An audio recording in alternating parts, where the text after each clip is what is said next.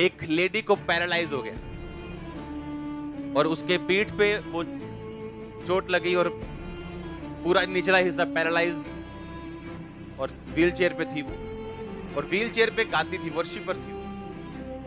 उसने फैसला किया मैं गाऊंगी, मैं अपना गाना नहीं छोड़ूंगी। व्हील चेयर पे उसकी फोटोज है 22 साल पुरानी, आज भी इंटरनेट के ऊपर।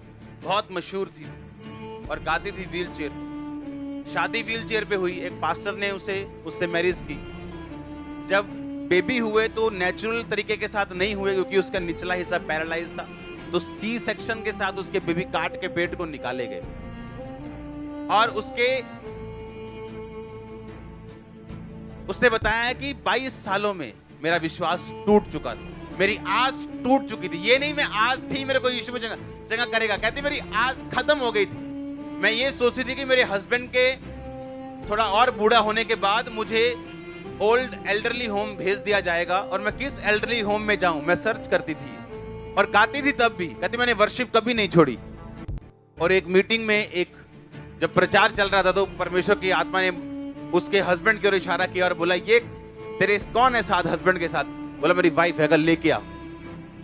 जैसे ही हाथ रखेगे उस पे, उसको टांगों पे महसूस होना शुरू हो गया। उसी टाइम चली नहीं अभी। उसने कहा कि ऐसा पहली बार हुआ कि मेरे हाथ आपके हाथ महसूस हो रहे हैं टांगों के ऊपर। पहली बार कहती मेरी लाइफ में ऐसा हुआ। उसको उठाया गया, 2 बंदों 3 ने पकड़ के, धीरे धीरे वो अपने कूलों के सहारे से उसने ऐसे ऐसे ऐसे करके चलना शुरू किया और शाम तक उसने प्रॉपर चलना शुरू किया।